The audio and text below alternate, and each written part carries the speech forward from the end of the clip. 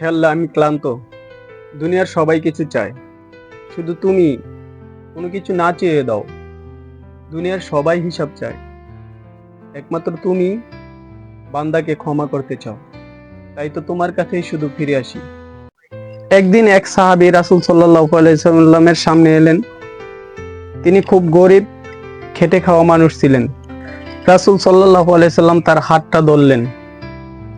হাতটা ছিল শক্ত, রুক্ষ, ঘামে ভেজা। বহু কষ্টের চিহ্ন ছিল তার হাতে। রাসূল হাতটা ধরে জিজ্ঞাসা করলেন, তোমার হাত এমন কেন?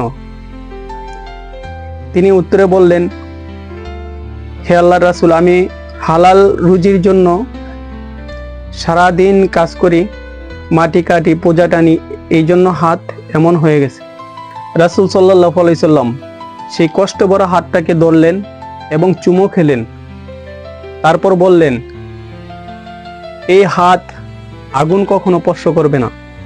যারা পরিশ্রম করে হালাল উপার্জন করে, তাদের কাজ আল্লাহর কাছে সবচেয়ে প্রিয়।